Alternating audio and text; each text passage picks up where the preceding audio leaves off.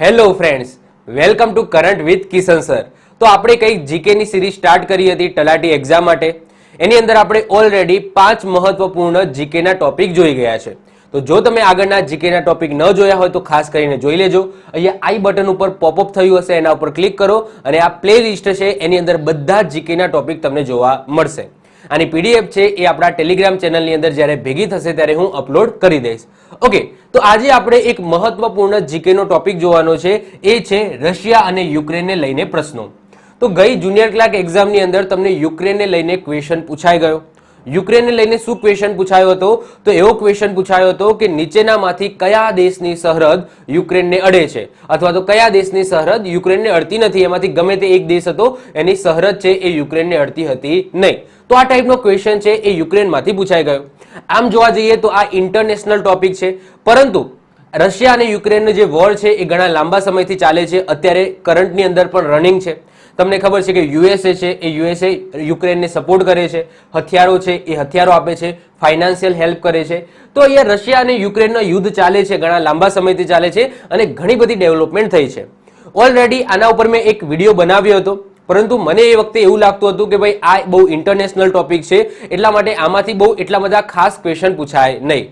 પરંતુ હવે આ ટોપિક છે એ ટોપિક જુનિયર ક્લાર્ક એક્ઝામમાં પૂછાયો, તો મને હવે એવું થયું કે ભાઈ તલાટી એક્ઝામ માટે આપણે રિસ્ક લેવાય નહીં. આ ટોપિક છે, આ ટોપિકમાંથી બનતા સંપૂર્ણ ક્વેશ્ચનો આપણે જોઈ લઈશું.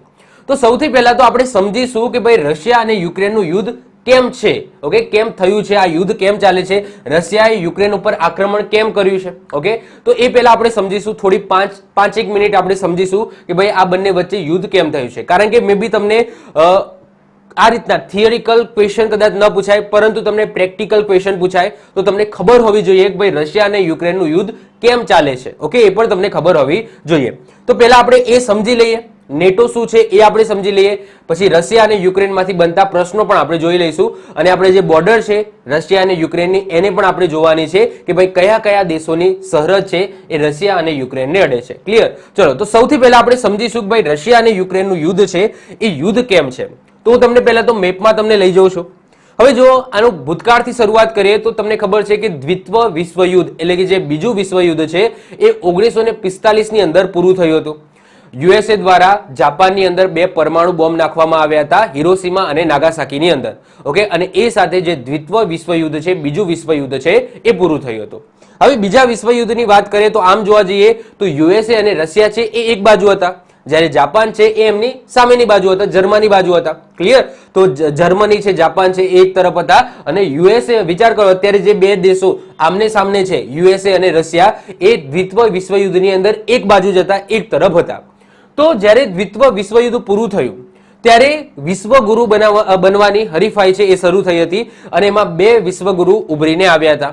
રશિયા કે આ દુનિયાની અંદર હું જ સૌથી મોટો દેશ છું, એરિયાની અંદર તો છે જ, પરંતુ એ ઇકોનોમિક પણ સૌથી મોટો દેશ બનવા માંગતો હતો, હથિયારોને લઈને પણ સૌથી મોટો દેશ બનવા માંગતો હતો, ડિફેન્સને લઈને પણ સૌથી મોટો દેશ બનવા માંગતો હતો. અને આ બાજુ યુએસએ છે એ યુએસએ પણ ઓકે પોતાને વિશ્વગુરુ બનવાની જે હરીફાઈ છે એ હરીફાઈની અંદર લાગી ગયા હતા. તો અત્યારે પણ આ હરીફાઈ ચાલુ છે અને આનો અંત આવવાનો નથી. રશિયા કહે છે કે હું ઓકે વિશ્વની અંદર, દુનિયાની અંદર સૌથી મોટો દેશ છું, એરિયાની દ્રષ્ટિએ તો છે, પરંતુ બધી રીતના એ મોટો થવા માંગે છે. અને યુએસએ છે એ યુએસએ પણ એમ કહે છે કે ભાઈ મારી ઇકોનોમી મોટી છે, હું સૌથી વધારે ડિફેન્સની અંદર મારું જે બજેટ છે એ સૌથી વધારે હોય છે, એમાં હું બધા દેશોની અંદર ડિફેન્સ ઇક્વિપમેન્ટ છે એ એક્સપોર્ટ કરું છું. તો આ રીતના જે હરીફાઈ છે રશિયા અને યુએસએની એ અત્યારે ચાલુ છે અને આનો અંત આવવાનો નથી. તો 1945માં જ્યારે બીજું વિશ્વયુદ્ધ પૂરું થયું એ વખતે રશિયા હતું નહીં, એ વખતે યુએસએસઆર હતું. યાદ રાખજો, અત્યારનું જે રશિયા છે એ 1991 ની અંદર બન્યું છે. 1991 પહેલા એ યુએસએસઆર કહેવાતું હતું. તો યુએસએસઆર માં ખાલી રશિયા નહીં, બીજા નાના નાના 14 દેશો અને રશિયા, આમ 15 દેશોનો સમૂહ હતો, અને એને યુએસએસઆર કહેવાતું હતું. ગુજરાતીમાં કહીએ તો સોવિયત સંઘ કહેવાતું હતું. આ શબ્દ સાંભળ્યો હશે. અમુક વખતે આપણે રશિયાની જગ્યાએ સોવિયત સંઘ શબ્દ યુઝ કરીએ છીએ, અમુક જગ્યાએ યુએસએસઆર યુઝ કરીએ છીએ રશિયા જગ્યાએ, પરંતુ યુએસએસઆર 1991 સુધી હતું. 1991માં 1991 ની અંદર આ યુએસએસઆર ના ભાગલા પડ્યા અને યુએસએસઆર માંથી 15 દેશ બન્યા. કેટલા? 15 દેશ બન્યા. આ 15 દેશમાંથી એક રશિયા છે અને એક યુક્રેન છે. તો આ 15 દેશમાંથી જ આ રશિયા બનેલું છે. ઓકે, અહીંયા તમે જોઈ શકો છો સૌથી મોટો દેશ રશિયા હતો અને પછી આ નાના નાના દેશો બન્યા હતા. યુક્રેન છે, પછી અહીંયા તમે જોઈ શકો છો, પછી લિથિયા છે, પછી તમે જુઓ કે લત્વિયા છે, લિથિયા છે, પછી આ કઝાકિસ્તાન છે. તો આ બધા શેમાંથી નીકળેલા છે? યુએસએસઆર માંથી નીકળેલા છે. ટોટલ 15 દેશો નીકળેલા છે. કેટલા? ટોટલ 15 દેશો નીકળ્યા હતા. તો એ વખતે યુએસએસઆર કહેવાતું હતું. તો 1945માં જ્યારે વોર પૂરી થઈ, બીજી વિશ્વયુદ્ધ પૂરું થયું, ત્યારે યુએસએસઆર છે એ ધીમે ધીમે શું કરતું હતું? તો આ બાજુ એક્સપેન્ડ થતું હતું. હવે આ બાજુ તમને દેખાશે કઈ કઈ કન્ટ્રીઓ આવેલી છે? તો યુરોપિયન કન્ટ્રી આવેલી છે, જેમ કે ફ્રાન્સ છે, પછી યુનાઇટેડ કિંગડમ છે, પછી નોર્વે છે, સ્વીડન છે, પછી ઓસ્ટ્રિયા છે, પછી સ્પેન છે, પોર્ટુગલ છે. તો આ બધી યુરોપિયન કન્ટ્રી કહેવામાં આવે છે. જર્મની છે. ઓકે, યુરોપિયન કન્ટ્રી કહેવામાં આવે છે. અને આ એ વખતે શું હતું? આખું યુએસએસઆર હતું. તો યુએસએસઆર શું કરતું હતું? ધીમે ધીમે પોતાની મિલિટરી છે એ આ બાજુ ખસેડીને આ બાજુનો જે ભાગ છે આના ઉપર આક્રમણ કરવાનું ધીમે ધીમે એને શરૂ કર્યું હતું. કારણ કે હરીફાઈ લાગી ગઈ હતી કે કોણ વિશ્વગુરુ બનશે. તો આ બધીની જે યુરોપિયન કન્ટ્રી છે આ બધાને ચિંતા થવા માંડી કે ભાઈ જે રશિયા છે, રશિયા જોડે તો બહુ મોટું સૈન્ય છે, પ્રદેશ પણ બહુ મોટો છે. હવે જો એ આપણા ઉપર આક્રમણ કરશે અને આપણું બધું જે દેશ છે એને હડપી લેશે તો. અને બીજી વસ્તુ, એક બીજી ડેવલપમેન્ટ થઈ કે 1949 ની અંદર રશિયાએ પરમાણુ ટેસ્ટ પણ કરી નાખ્યો હતો. ઓકે, ન્યુક્લિયર ટેસ્ટ છે એ યુએસએસઆર દ્વારા કરી નાખવામાં આવ્યો હતો. જ્યારે 1945 માં તો તમને ખબર છે 1945 માં યુએસએ દ્વારા ન્યુક્લિયર ટેસ્ટ કરી નાખ્યો હતો. કોના ઉપર? તો લાઈવ કર્યો હતો, એટલે કે જાપાન ઉપર નાગાસાકી અને હિરોશીમા ઉપર બોમ્બ કર્યો હતો. ઓકે, એટલે કે ન્યુક્લિયર બોમ્બ થી અટેક કરીને ટેસ્ટ કરી જ નાખ્યો હતો યુએસએ દ્વારા. અને યુએસએસઆર ક્યારે ન્યુક્લિયર સક્ષમ દેશ બની ગયો હતો? તો 1949 ની અંદર બની ગયો હતો. હવે જ્યારે યુએસએસ દ્વારા આ યુએસએસઆર દ્વારા જ્યારે સોવિયત સંઘ દ્વારા જ્યારે પરમાણુ ટેસ્ટ કરવામાં આવે તો આ બધી કન્ટ્રીઓ છે જે યુરોપિયન કન્ટ્રી છે એમને વધારે ચિંતા થવા માંડી. કારણ કે હવે તો આના જોડે ન્યુક્લિયર આવી ગયું છે. તો આ બધા દેશ ક્યાં જાય છે? તો યુએસએ પાસે જાય છે.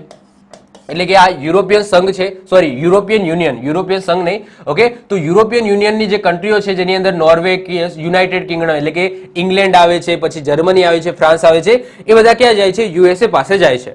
હવે યુએસએ ને તો લાભ જોતો જ હતો, કારણ કે એને તો ઓલરેડી રશિયા વિરુદ્ધ શું હતું? દુશ્મની હતી, કારણ કે એને વિશ્વગુરુ બનવું હતું. તો યુરોપિયન કન્ટ્રી છે એ યુએસએ પાસે જાય છે અને પોતાની જે વાત છે એ મૂકે છે કે આ રીતના જે રશિયા છે એ અમારા ઉપર ધીમે ધીમે આક્રમણ કરવાની તૈયારી કરે છે.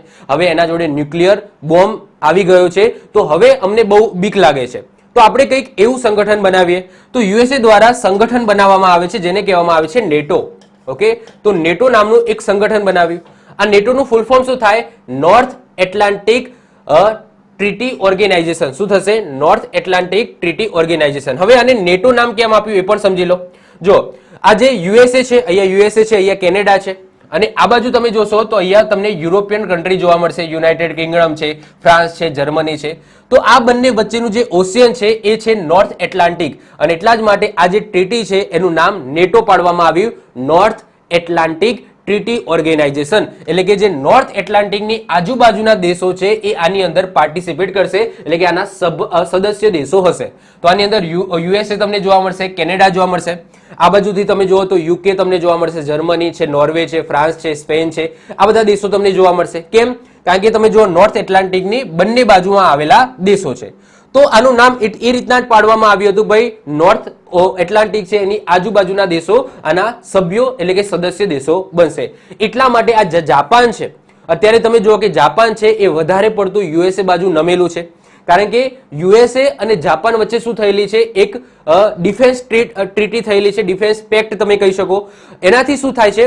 તો જો જાપાન છે ને એ પહેલા યાદ રાખજો કે જાપાન છે એ અહીંયા તમને દેખાશે જાપાન. તો જાપાન છે એ નેટોનો પાર્ટ નથી. કેમ? કારણ કે એ આ ઓશિયનની આજુબાજુનો દેશ નથી, એટલા માટે એ જાપાન નેટોનો પાર્ટ નથી. પરંતુ યુએસએ અને જાપાન વચ્ચે એક ટ્રીટી સાઇન થઈ છે, ડિફેન્સ પેક્ટ સાઇન થયો છે, જે અંતર્ગત જો કોઈ દેશ જાપાન ઉપર આક્રમણ કરશે તો એનો મતલબ એને યુએસએ ઉપર આક્રમણ કર્યું એવું ગણીને યુએસએ છે એ એના ઉપર સામેવાળા દેશ ઉપર આક્રમણ કરશે. આ રીતનો જાપાન સાથેનો પેક્ટ સાઇન થયેલો છે, ડિફેન્સ પેક્ટ જેને કહેવામાં આવે છે, જે યુએસએ સાથે સાઇન થયેલો છે. એટલા જ માટે જાપાન છે એ વધારે ડિફેન્સમાં ખર્ચો કરતો નથી. એને ખબર છે કે જો કોઈ દેશ મારા ઉપર આક્રમણ કરશે તો યુએસએ મને સાથ આપશે, કારણ કે આ ટ્રીટી છે, એક ડીલ છે એ સાઇન થઈ છે, ડિફેન્સ પેક્ટ સાઇન થયો છે. તો યાદ રાખજો, જાપાન એ નેટોનો પાર્ટ નથી, પરંતુ યુએસએ સાથે એને ડિફેન્સ પેક્ટ છે સાઇન કર્યું છે, જેનો મતલબ કે કોઈ દેશ છે એ જાપાન ઉપર આક્રમણ કરે છે તો જાપાનની મદદ યુએસએ ને કરવી પડશે, કારણ કે એનો મતલબ એવું થાય છે ડિફેન્સ પેક્ટમાં કે જો કોઈ કન્ટ્રી જાપાન ઉપર આક્રમણ કરે છે તો એનો મતલબ એને યુએસએ ઉપર આક્રમણ કર્યું. ઓકે, અને યુએસએ ને જાપાનનો સાથ આપવા માટે આવવું પડશે. એટલા માટે તમે જોશો કે જે જાપાન છે કોઈ ખાસ મિસાઇલો ખરીદતી નથી, પછી જાપાન છે કોઈ ડિફેન્સની અંદર ખર્ચો નથી કરતી, કારણ કે એને ખબર છે કે ભાઈ ડિફેન્સની અંદર ખર્ચો કરવાની જરૂર નથી, યુએસએ બેઠેલો છે. ક્લિયર? તો એ પહેલા તો તમને ખબર હોવી જોઈએ. પછી બીજી વસ્તુ કે ઇન્ડિયા છે, ઇન્ડિયા પણ નેટોનો પાર્ટ નથી, મતલબ કે આ બાજુના દેશો છે એ કઈ નેટોના પાર્ટ તમને જોવા મળશે નહીં, કારણ કે એકચ્યુઅલી આનું નામ જ તમે જુઓ, નોર્થ એટલાન્ટિક ઓશિયન, એટલે કે આ બાજુના દેશો અને આ બાજુ દેશોનું જ આ સંગઠન છે. ક્લિયર? હવે તમારા માઇન્ડની અંદર ક્વેશ્ચન થતો હશે કે સાહેબ પ્રોબ્લેમ શું છે, અહીંયા પ્રોબ્લેમ શું છે એ અમને કહો. તો જો પ્રોબ્લેમ ક્યાં છે કે આ નેટો છે, આ નેટોનું એક્સપાન્શન. જો નેટો આટલી સુધી સીમિત હોત તો વાંધો નતો, મતલબ કે અહીંયા કેનેડા, યુએસએ અને આ બાજુની જે યુરોપિયન કન્ટ્રી છે એ નેટોના પાર્ટ છે, તો આટલી સુધી સીમિત હતું તો વાંધો નતો, પરંતુ યુએસએ દ્વારા એક ડિસિઝન લેવામાં આવે છે કે હવે આપણે નેટોનું એક્સપાન્ડ કરીશું. એક્સપાન્ડ એટલે શું? આમાં વધુ ને વધુ કન્ટ્રીને આપણે એડ કરીશું. પહેલા માત્ર આ બંને બાજુની જ કન્ટ્રી લેવાનું વિચારતા હતા, પરંતુ હવે ધીમે ધીમે યુએસએ કહે છે કે આપણે બીજી બાજુ એટલે કે રશિયા છે, રશિયા બાજુ જે બધી કન્ટ્રીઓ છે એને પણ આપણે નેટોનો પાર્ટ બનાવીએ. હવે નેટોની ખાસિયત એ છે કે જો નેટો એક સરસ મજાનું સંગઠન છે. નેટોનો મતલબ શું થાય, નેટો સંગઠનનો મતલબ શું થાય, ધ્યાનથી સમજો. હવે નેટોની અંદર પોતાનું બંધારણ છે અને નેટોની અંદર આર્ટિકલ નંબર 5 વેરી ઇમ્પોર્ટન્ટ છે. હવે નેટોમાં આર્ટિકલ નંબર 5 શું કહે છે કે જો નેટો કન્ટ્રીમાંથી ગમે તે એક કન્ટ્રી ઉપર આક્રમણ થયું તો નેટોની બધી જ કન્ટ્રી સાથે મળીને સામેવાળા દેશ ઉપર આક્રમણ કરશે. એટલે કે જો અત્યારે નેટોની અંદર 31 કન્ટ્રી છે, હમણાં સુધી 30 હતી, અત્યારે ફિનલેન્ડ છે એ ફિનલેન્ડ નેટોનો પાર્ટ બની ગઈ, એટલે કે હવે નેટોની અંદર 31 કન્ટ્રી છે. હવે આ 31 કન્ટ્રીમાંથી કોઈ પણ દેશ ઉપર આક્રમણ થાય છે તો બાકીની 30 કન્ટ્રી એ એક કન્ટ્રીની મદદ કરશે અને સામેવાળી જે કન્ટ્રી છે, ઓકે, જેને આક્રમણ કર્યું છે એના સામું લડશે. તો સરસ મજાનું સંગઠન છે. ઓકે, કોણ ના પાડે? ઓબ્વિયસલી આટલું સરસ મજાનું સંગઠન હોય, તમે નેટોનો પાર્ટ બની જાવ તો પછી તમારે ચિંતા કરવાની જરૂર જ નથી, કારણ કે કાલ ઉઠીને કોઈ આક્રમણ કરે છે તો બાકીની 30 કન્ટ્રીઓ છે એ આપણા સાથે હશે અને સામેવાળા સામે લડશે. ઓકે, તો સરસ મજાનું સંગઠન છે. તો ધીમે ધીમે રશિયાએ છે એ રશિયાએ શું કર્યું, તો ધીમે ધીમે યુએસએ છે એ યુએસએ શું કર્યું, તો આ બાજુની જે કન્ટ્રીઓ તમને દેખાય છે, ફિનલેન્ડ છે, સ્વીડન છે, પછી યુક્રેન છે, બેલારુસ છે, આ બધાને રિક્વેસ્ટ મોકલવાની શરૂ કરી કે ભાઈ તમે પણ નેટોનો પાર્ટ બની જાઓ. ઓકે, તમે પણ નેટોનો પાર્ટ બની જાઓ. તો સાહેબ આની અંદર રશિયાને પ્રોબ્લેમ શું છે? ભલે ને બનતા. જો હવે આની અંદર એક બીજો એક વસ્તુ છે નેટોની અંદર બીજું એક વસ્તુ એમાં લખેલું છે કે જે પણ નેટો કન્ટ્રી હશે એ કન્ટ્રી એકબીજાના કન્ટ્રીની અંદર મિલિટરી બેઝ સ્થાપિત કરી શકશે.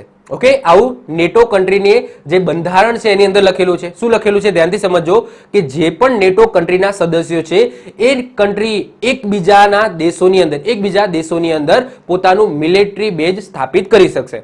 હવે માની લો કે યુક્રેન છે અથવા તો બેલારુસ છે અથવા તો ફિનલેન્ડ છે અથવા તો નોર્વે છે, કોઈ પણ એક દેશ નેટોની અંદર જોઈન્ટ થઈ જાય છે તો કાલ ઉઠીને યુએસએ છે એ યુક્રેનની અંદર કે બેલારુસની અંદર કે ફિનલેન્ડની અંદર પોતાનું મિલિટરી બેઝ બનાવી શકે. ઓકે, તો આ પણ રશિયાની સિક્યુરિટી માટે સારું કહેવાય નહીં, એટલા માટે રશિયાને પ્રોબ્લેમ છે. ઓકે, તો રશિયા એમ કહે છે કે ભાઈ વાંધો નહીં, આ બાજુના જે દેશો છે એને તમે નેટોની અંદર લો, વાંધો નથી, પરંતુ જે મારી બોર્ડર ઉપર આવેલા છે એવા દેશોને તમે નેટોનો પાર્ટ ન બનાવી શકો, કારણ કે કાલ ઉઠીને જો એ દેશો નેટોનો પાર્ટ બની જાય તો કાલ ઉઠીને યુએસએ છે એ દેશોની અંદર પોતાનું મિલિટરી બેઝ સ્થાપિત કરે, અને જો આ દેશોની અંદર મિલિટરી બેઝ સ્થાપિત થઈ ગયું અને કાલ ઉઠીને રશિયા અને યુએસએ ની વોર થઈ તો રશિયા છે તો એ તો બંને બાજુથી ભરાય, કારણ કે આ બાજુ જો એના યુએસએ ના મિલિટરી બેઝ હોય તો અહીંયાથી પણ રશિયા ઉપર આક્રમણ થાય, અને આ બાજુ તો શું આવેલું છે, આ બાજુ યુએસએ છે તો યુએસએ આ બાજુથી પણ આક્રમણ કરે, તો બંને બાજુથી શું થાય છે, રશિયા ઉપર આક્રમણ થાય, એટલે કે ટુ ફેસ વોર છે એનો સામનો કરવો પડે રશિયાને ભવિષ્યમાં. એટલા માટે રશિયા છે એ રશિયાએ જ્યારે રિક્વેસ્ટ મોકલી હતી, હવે 2008માં રિક્વેસ્ટ મોકલી હતી, યુએસએ 2008માં યુક્રેનને રિક્વેસ્ટ મોકલી હતી કે ભાઈ તમારે નેટોનો પાર્ટ બનવો છે, અને કોણ ના પાડે, કારણ કે આટલું મોટું સરસ મજાનું સંગઠન હોય કે ભાઈ કાલ ઉઠીને જો તમે નેટોનો પાર્ટ બની જાઓ છો તો તમારે ચિંતા કરવાની જરૂર જ નથી, તો યુક્રેને હા પાડી દીધી. હા ભાઈ હું તો નેટોનો પાર્ટ બની, અને એટલા માટે પછી રશિયાએ યુક્રેનને ચેતવણી આપી કે ભાઈ જો તું નેટોનો પાર્ટ બનવા માટે હા પાડીશ અથવા તો તું બનવાની કોશિશ કરીશ તો હું શું કરીશ, તારા ઉપર આક્રમણ કરી દઈશ. યુક્રેન માન્યું નહીં, યુક્રેન અડીખમ રહ્યું કે હું તો નેટોનો પાર્ટ બનીશ અને એટલા માટે રશિયાએ છે એ યુક્રેન ઉપર આક્રમણ કર્યું. ઓકે, તો રશિયાએ યુક્રેન ઉપર આક્રમણ કેમ કર્યું, આઈ હોપ સો તમને ખ્યાલ આવી ગયો હશે. ઓકે, ચલો બીજી વસ્તુ કે રશિયાએ યુક્રેન ઉપર તો આક્રમણ કર્યું, પરંતુ ફિનલેન્ડ છે એ ફિનલેન્ડ જોતામાં, ઓકે, અહીંયા તમે આ બે જે કહેવાય કે કહેવાય છે કૂતરું અને બિલાડી બાજતા રહી ગયા અને વાદળો છે એ રોટલી લઈ ગયો. તો એ જ વસ્તુ છે કે રશિયા અને યુક્રેન એકબીજા સાથે બાજતું રહી ગયું અને ફિનલેન્ડ છે એ હાલ જ નેટોનો દેશ બની ગયો. 2023માં જ ફિનલેન્ડ છે એ નેટો કન્ટ્રી બની ગઈ. તો રશિયા અને યુક્રેનની વોર નેટોના કારણે જ થઈ હતી. નેટોમાં જોઈન્ટ થવું હતું યુક્રેનને, જે રશિયાને નહોતું ગમતું. ઓબ્વિયસલી કોઈ પણ કન્ટ્રીને ન ગમે. એક્ઝામ્પલ તરીકે વાત કરું કે આપણા ઇન્ડિયાનું ઉદાહરણ લઈને વાત કરું કે ચાઇના છે એ ચાઇના પાકિસ્તાનની અંદર સમજી લો મિલિટરી બેઝ બનાવે તો ભારતને ગમે ન ગમે, કારણ કે કાલ ઉઠીને ચાઇના અને ભારતની વોર થાય છે તો ઇન્ડિયાને ટુ ફેઝ ઓકે વોરનો સામનો કરવો પડે, કારણ કે ચાઇના આ બાજુથી પણ આક્રમણ કરે અને સમજી લો પાકિસ્તાનની અંદર મિલિટરી બેઝ હોય તો આ બાજુથી પણ આક્રમણ કરી શકે. તો એ જ વસ્તુ રશિયાને ગમતી ન હતી કે ભાઈ નેટો કન્ટ્રી છે એ નેટો કન્ટ્રી આ બાજુના દેશો જે મારી બોર્ડર ઉપર આવેલા છે એ કન્ટ્રીને પોતાનો પાર્ટ કેમ બનાવે છે. ક્લિયર? તો આઈ હોપ સો તમને ખ્યાલ આવી ગયો હશે કે ભાઈ આ આક્રમણ છે એ કેમ થયું છે. ક્લિયર? ચલો, તો હવે આપણે શું સમજીશું, તમને ખબર પડી ગઈ કે ભાઈ આક્રમણ કેમ થયું છે. હવે આપણે થિયરિકલ પ્રશ્નો છે એને આપણે જોઈ લઈશું. ઓકે, ચલો, તો જો મેં તમને કીધું હતું ને કે 1991 પહેલા 1991 પહેલા 1991 પહેલા યુએસએસઆર કહેવાતું હતું અને યુએસએસઆર એ અત્યારે 15 કન્ટ્રીની અંદર ડિવાઈડ થઈ ગયું છે. અહીંયા તમે જોઈ શકો છો, એમાંથી એક કન્ટ્રી રશિયા છે અને એક યુક્રેન છે. બીજી તમને લિથવિયા જોવા મળશે, પછી આ કઝાકિસ્તાન તમને જોવા મળશે. તો આ બધી જે 15 કન્ટ્રીઓ, નાની નાની 15 કન્ટ્રીઓ છે એની અંદર ડિવાઈડ થઈ ગયું છે યુએસએસઆર. એટલે કે તમે કહી શકો કે રશિયાનો જન્મ ક્યારે થયો તો 1991માં થયો છે. યુક્રેનનો જન્મ ક્યારે થયો એ પણ શું આવશે 1991, કારણ કે 1991 ની અંદર જ યુએસએ ના ભાગલા પડ્યા હતા, રશિયા બન્યું હતું અને આ યુક્રેન પણ બન્યું હતું. ઓકે, 1991 ની અંદર એ પહેલા એ યુએસએસઆર કહેવાતું હતું. હવે તમારા માઇન્ડની અંદર થાય કે ભાઈ ભાગલા કેમ પડ્યા હતા, તો ઇન્ટરનલ ડિસ્ટર્બન્સના કારણે. એનું આખો એક લેક્ચર જાય એવો છે. તો યુએસએસઆરના ભાગલા કેમ પડ્યા હતા એવો પણ ક્વેશ્ચન થાય. તો અહીંયા ઇન્ટરનલ ડિસ્ટર્બન્સ આવી ગયું હતું. ઇન્ટરનલ ડિસ્ટર્બન્સ એટલે શું કે અહીંયા રશિયાની અંદર જે કિંગ છે, યુએસએસઆર એ વખતે હતું, તો યુએસએસઆરનું અંદર જે કિંગ હતું એ કિંગના જે લક્ષણો છે એ સારા ન હતા, મતલબ કે એની જે નીતિ છે એ સારી ન હતી અને એના કારણે ગૃહ યુદ્ધ થયું હતું અને ગૃહ યુદ્ધ થવાના કારણે આ બધા જુદા જુદા નાની કન્ટ્રીઓ બની હતી. ઓકે, જસ્ટ એટલું અત્યારે હાલ યાદ રાખો. ઓકે, હવે વાત કરીએ અહીંયા નેટો છે, આ વોર પાછળ જવાબદાર નેટો છે, તો નેટોમાંથી કયા ક્વેશ્ચનો બની શકે એ પણ જોઈ લઈએ. તો પહેલા તો નેટોનું ફૂલ ફોર્મ તમને ખબર હોવી જોઈએ. નોર્થ એટલાન્ટિક ટ્રીટી ઓર્ગેનાઇઝેશન એનું ફૂલ ફોર્મ છે, જેની સ્થાપના 4 એપ્રિલ 1949 ના રોજ થઈ હતી. હેડક્વાર્ટર ક્યાં આવેલું છે તો બ્રુસેલમાં આવેલું છે. બ્રુસેલ ક્યાં આવેલું છે તો બેલ્જિયમની અંદર આવેલું છે. તો યાદ રાખજો, નેટોનું હેડક્વાર્ટર ક્યાં આવેલું છે, બ્રુસેલ બેલ્જિયમની અંદર આવેલું છે. સદસ્યો કેટલા છે તો યાદ રાખજો, સદસ્યો 31 છે. સદસ્યો 31 છે, 30 નથી, કારણ કે 2023 હમણાં જ એક દેશ છે એ નેટોની અંદર જોડાયો છે. કયો દેશ? ફિનલેન્ડ. તો આ યાદ રાખજો, ફિનલેન્ડ છે એ હમણાં જોડાયો છે, તો તમારી એક્ઝામ માટે ઇમ્પોર્ટન્ટ છે. 28 યુરોપિયન એટલે કે યુરોપિયન કન્ટ્રીઓ છે, પછી plus Canada plus USA plus Finland. Okay, તો આ રીતના ટોટલ 31 કન્ટ્રીઓનો સમૂહ છે. મહાસચિવ કોણ છે તો મહાસચિવ છે જેન્સ સ્ટોલ્ટેનબર્ગ. કોણ છે? જેન્સ સ્ટોલ્ટેનબર્ગ છે. ઓકે, આર્ટિકલ નંબર 5 યાદ રાખજો, મહાસચિવ પણ તમારે યાદ રાખવાના છે. કોણ છે? જેન્સ સ્ટોલ્ટેનબર્ગ છે.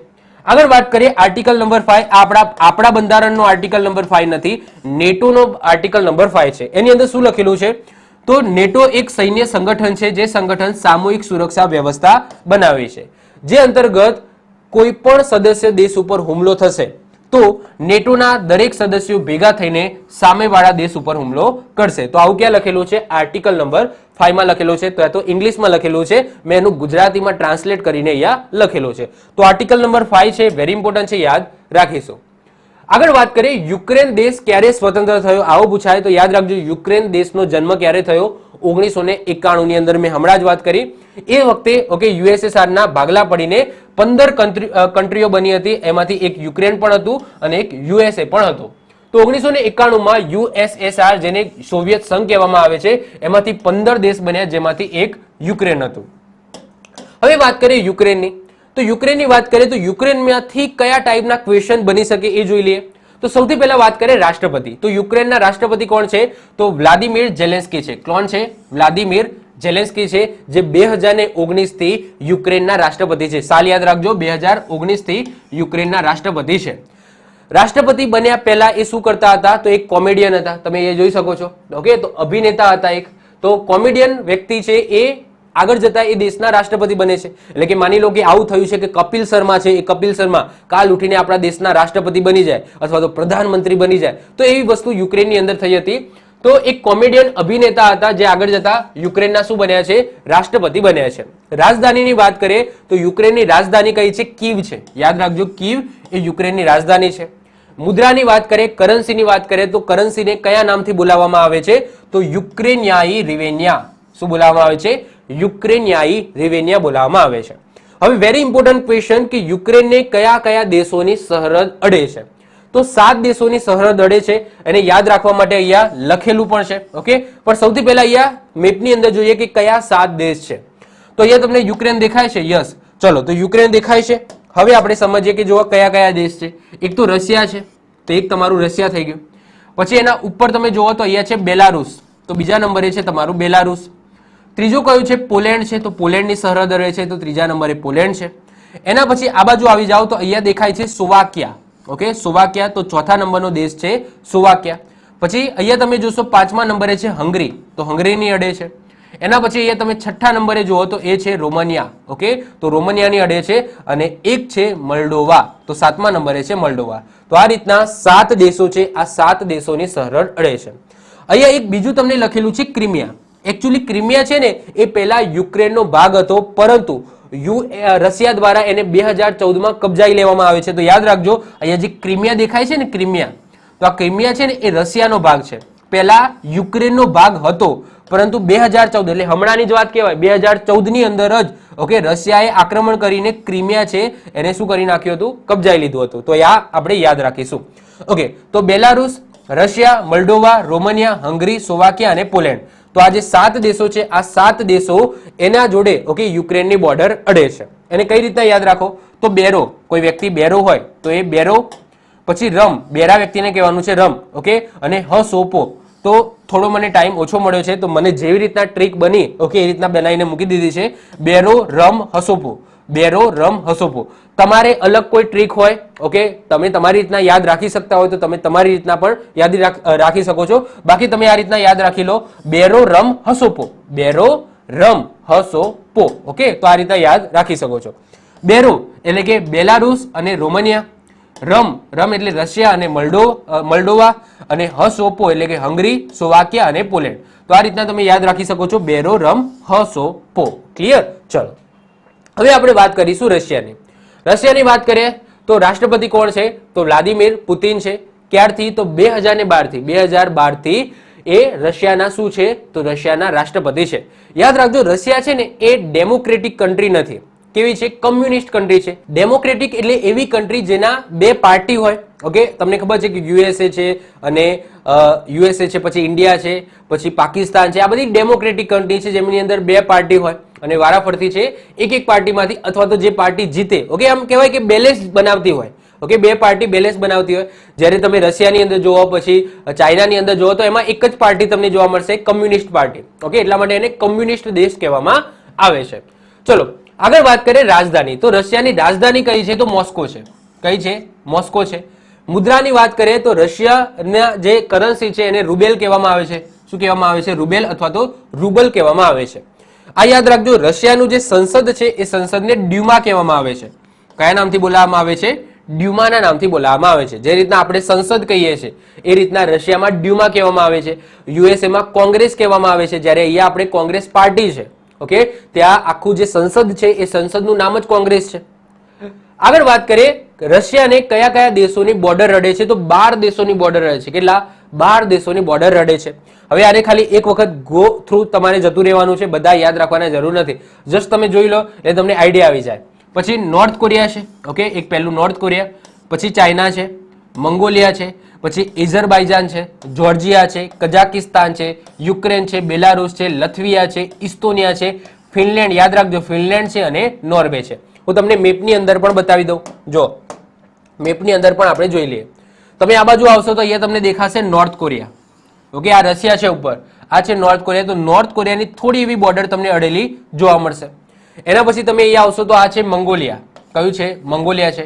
પછી આ ચાઇના છે, આ ચીન છે, તો ચાઇનાની બોર્ડર અડે છે, અહીંયા પણ અડે છે, અહીંયા પણ અડે છે. પછી નોર્થ કોરિયા 1 થઈ ગયું, મંગોલિયા 2 થઈ ગયું, ચાઇના 3 થઈ ગયું.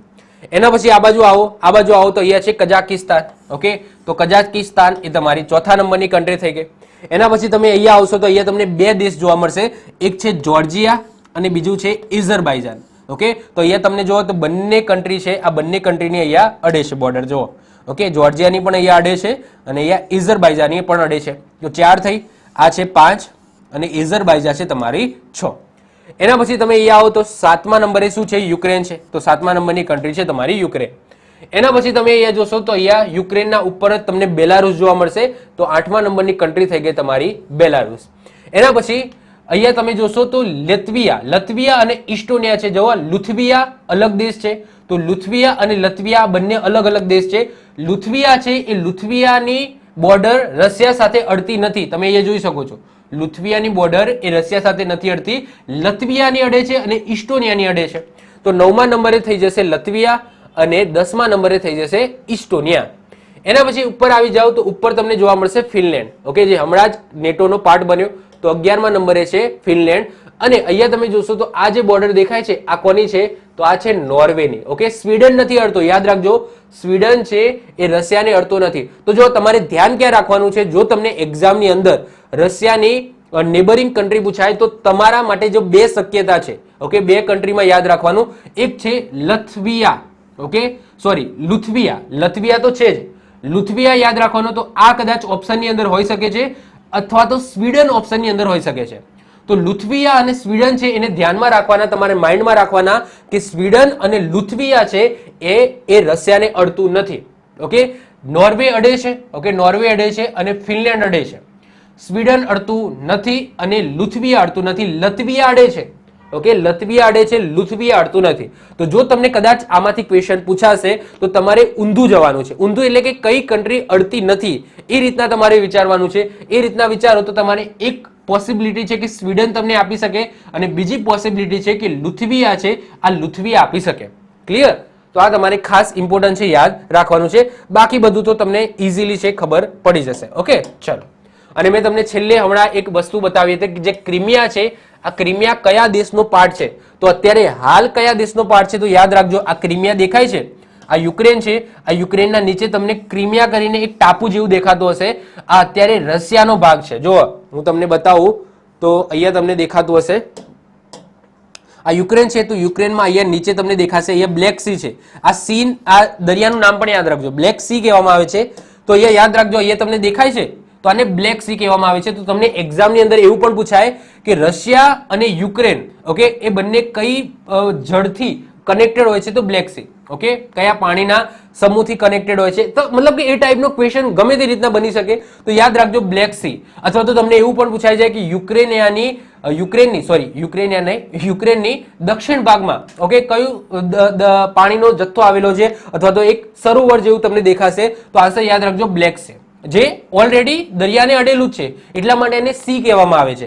પરંતુ આમ જોઈએ તો આમ સરોવર જેવું લાગે છે. ક્લિયર? એટલા માટે યાદ રાખવાનું છે. તો બ્લેક સી યાદ રાખજો, વેરી વેરી ઇમ્પોર્ટન્ટ છે. ઓકે, તો ગમે તે રીતના તમને ક્વેશ્ચન ફેરવીને બનાવી શકે. ઓકે, તો યાદ રાખજો ક્રિમિયા છે એ પહેલા યુક્રેનનો ભાગ હતો, પરંતુ 2014માં રશિયાએ ક્રિમિયા ઉપર આક્રમણ કરીને રશિયાનો પાર્ટ બનાવી દીધો. તો વેરી ઇમ્પોર્ટન્ટ છે, આટલું યાદ રાખી લઈશું. ઓકે, તો જો જેટલા પણ ક્વેશ્ચન બનતા હતા રશિયા અને યુક્રેનને લઈને આની અંદર આપણે બધા કવર કરી લીધા. આની બહાર મને નથી લાગતું કે કોઈ ક્વેશ્ચન બની શકે. પછી વધારે પડતું અંદર જાય તો કદાચ બની શકે, પણ આનાથી પણ વધારે કેટલું અંદર જાય? ઓકે, જો ક્વેશ્ચન બનવાનો હશે તો આની આજુબાજુનો જ બનશે. તો આપણે પહેલા પ્રેક્ટિકલી બધી વસ્તુ સમજ્યા કે ભાઈ શું કરવા આ બધી મથામણ છે એ ચાલે છે. ઓકે, અને એના પછી આપણે ક્વેશ્ચન બનતા હોય એવા પણ આપણે ક્વેશ્ચન જોઈ ગયા. તો આઈ હોપ તમને વિડીયો ગમ્યો હશે. વિડીયો ગમ્યો તો વિડીયોને લાઈક કરી દો, મિત્રો સાથે શેર કરી દો. જો તમે આ ચેનલ પર નવા હો તો ચેનલને સબસ્ક્રાઇબ કરીને બાજુમાં રહેલું બેલ આઇકન દબાવી દો. જેથી કોઈ નવો વિડીયો અપલોડ કરું તેની નોટિફિકેશન તમને મળતી રહે અને તમારો કોઈ પણ વિડીયો મિસ ના થાય. તો મળીશું નેક્સ્ટ લેક્ચરમાં. Bye, all the best.